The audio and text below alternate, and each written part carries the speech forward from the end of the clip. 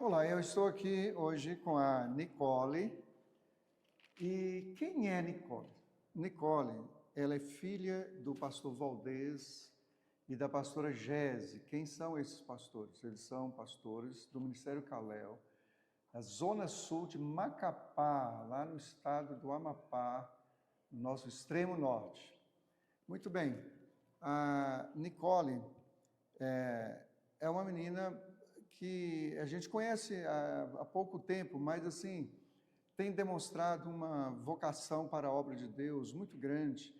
E por último, ela tem expressado um desejo muito forte de ser missionária, né? E não apenas missionária como ela já é na prática, na sua cidade e cidades próximas, mas agora a coisa avançou.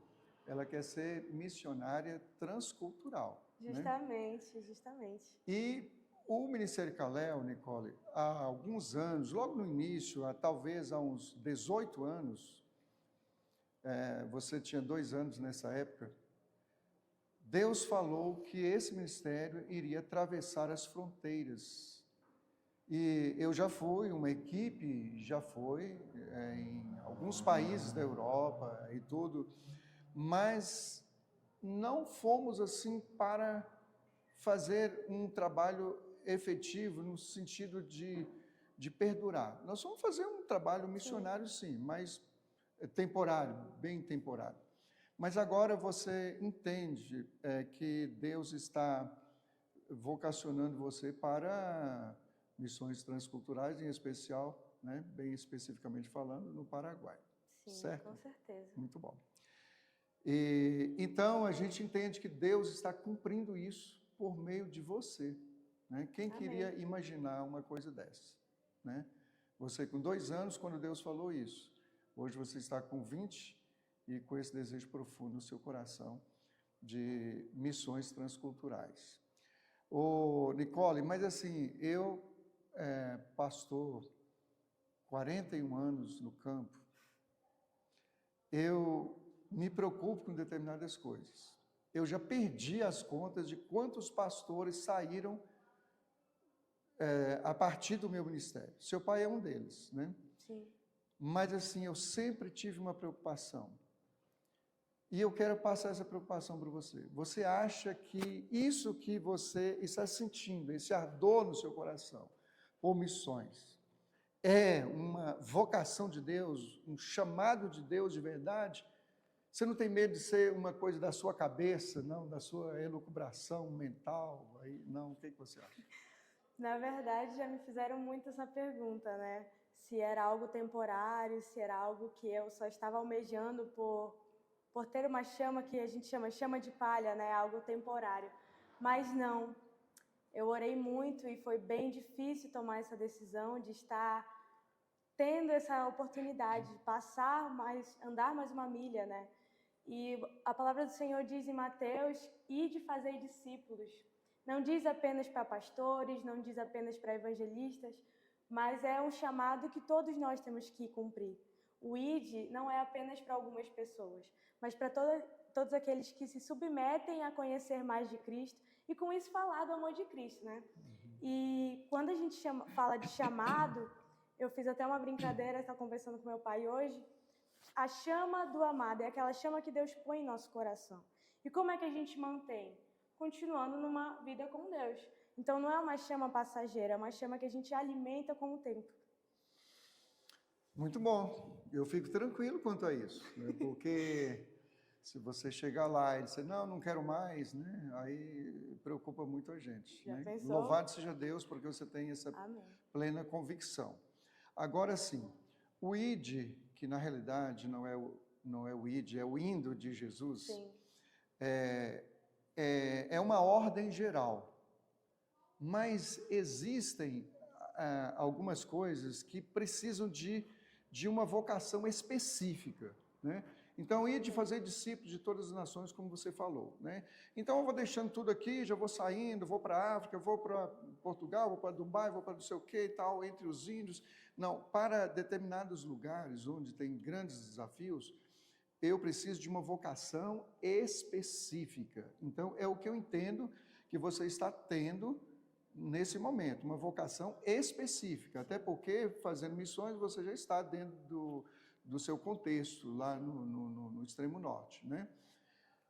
A pergunta que eu faço é a seguinte: existe alguma sinalização, alguns indicativos, algumas evidências assim que você não, esse aqui é um sinal de Deus, da vocação dele, do que Deus está querendo da minha vida especificamente? Sim, com certeza. Acho que desde tão nova a gente percebe quando uma pessoa é vocacionada a fazer algo. Desde pequena eu tenho muita facilidade em me enturmar, em fazer amigos, em conversar. Então isso facilitou muito com que o meu chamado viesse à tona. Por exemplo, eu consigo com muita facilidade chegar em uma roda de amigos e conversar sobre assuntos gerais, assim como assuntos que me interessam, por exemplo, assuntos da Bíblia, conversar sobre as caminhadas de Jesus, sobre as cartas de Paulo, enfim. Então eu tenho essa facilidade. E um dos sinais evidentes foram esse de ter a facilidade de ser mais amigável, de conversar, de conhecer. E outro sinal evidente foi o fato de, entre a minha roda de amigos, eu começar a ser referência para certas coisas. Uma delas foi o fato de falar de Jesus mesmo. Então, quando alguma pessoa da minha roda, meu ciclo de amizade, tem alguma dúvida sobre a igreja, sobre Jesus, eles me procuram porque eles sabem que ali eles vão encontrar uma resposta mais concreta. Por quê? Porque eu me aperfeiçoei na palavra de Deus. Né? A palavra do Senhor diz que nós devemos buscar em primeiro lugar o reino dos céus e a sua justiça, e as demais coisas serão acrescentadas. Então, quando a gente busca, as pessoas veem a diferença. Outro sinal evidente também foi o fato do meu pai, ele ter uma visão em um projeto que a gente participou chamado A Cabana, e nessa visão ele me via num meio, assim, num centro, e esse centro tinha várias ruas iluminadas, e cada rua tinha uma bandeira. Quando ele me falou isso, eu fiquei maravilhada, porque eu já queria uma confirmação, quando a gente participou desse projeto. Então, eu já queria essa confirmação para saber se eu realmente deveria encarar esse desafio. E ali Deus se mostrou presente e falou para mim que realmente era esse. O ID era esse dever, era esse trabalho que eu deveria cumprir aqui na Terra. Glória a Deus. Ô, Nicole, com 14 anos de idade, eu me converti e a partir daí eu não via mais nada na minha vida, não tinha sonhos nessa terra mais, assim, sabe? Antes, na adolescência, pré-adolescência, eu era filho de fazendeiro e o meu sonho era levar aquela vida, sabe? Ter fazenda, ter cavalo, ter gado e tal. Após a minha conversão, isso desapareceu da minha vida. Eu só queria falar de Jesus. Eu falava aí de Jesus para as pessoas, independentemente de programação de igreja, Sim. Programa de jovens e tudo, né? Só que era na época dos cabeludos, né? Você não lembra disso, né? Só por foto. Não. Pois é. Na época dos cabeludos. Aí eu tinha um cabelo bem grande. E um dos grandes desafios meus era ter que cortar meu cabelo, sabe? Porque os pastores me orientavam: olha, você deve cortar o seu cabelo. Não teria problema, mas você deve cortar, porque senão vai ficar difícil você exercer o seu ministério, achar igreja para pastorear e tal, né? Então esse foi um desafio assim para mim, que eu tirei de letra também, mas foi um desafio, né? A minha pergunta é a seguinte: que desafio você está enfrentando, que você acha que é o maior desafio ou os maiores desafios para você ser missionária? Eu acho que o que mais me deixa assim, meio que na corda bamba, com medo, é o fato de sair da zona de conforto, né? É algo que nós prezamos muito em estar na nossa zona de conforto. E o Senhor, quando Ele quer nos levar para algo a mais, Ele faz com que a gente saia dessa zona de conforto. E comigo não foi diferente. Uma das maiores renúncias em que eu estou fazendo é abrir mão do conforto que eu tenho na minha família, na minha casa, no meu estado, na minha igreja. E isso tem um peso enorme para mim, porque eu sempre fui muito apegada às minhas amizades. Não somente em amizades, mas em todos os meus relacionamentos. Seja com a minha mãe, com meu pai, com meus irmãos. Mas é um dos maiores desafios. Acho que se eu fosse colocar num ranking, colocar qual é em primeiro lugar, seria realmente renunciar à zona de conforto, que é a minha casa. Verdadeiramente. Nicole, agora veja bem, você vai sair para fazer missões, né? Essa missão, ela não é uma coisa aleatória, né? Não é.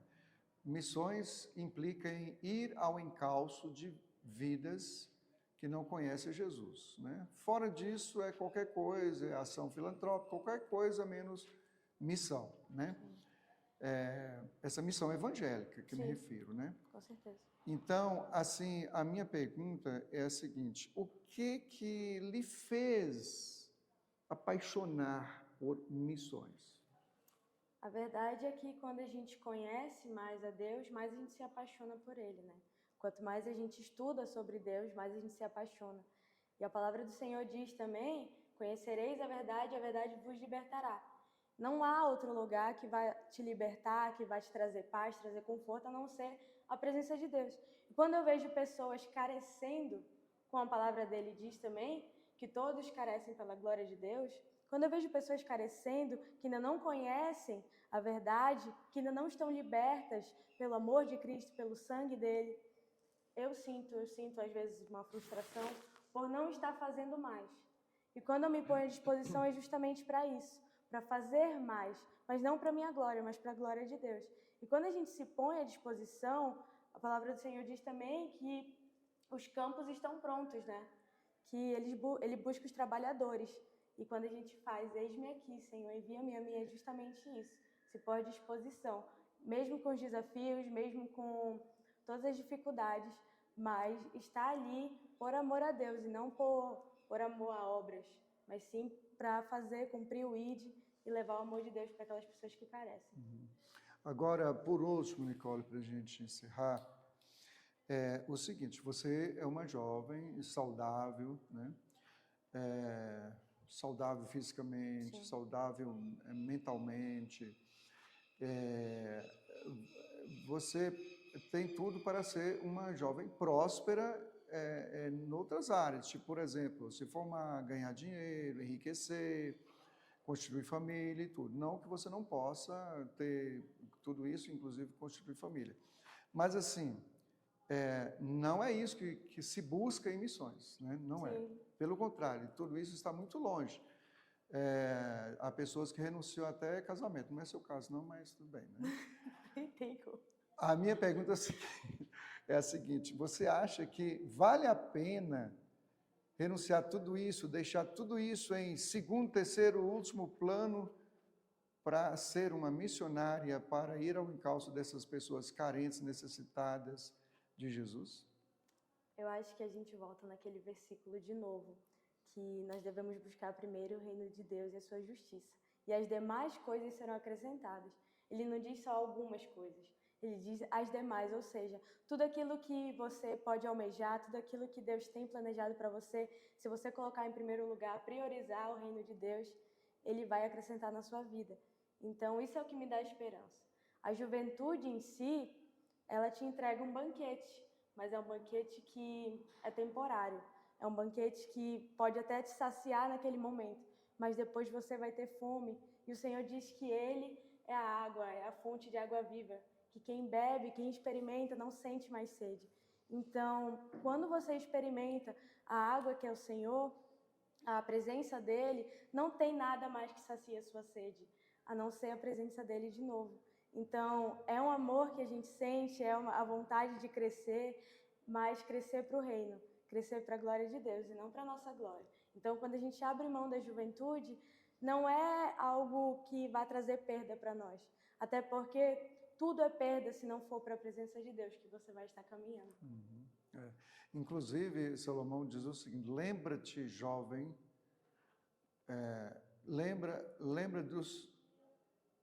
lembra-te, jovem, do teu Criador nos dias da tua mocidade, antes que venham os maus dias, nos quais venham a dizer, não tenho neles contentamento, né?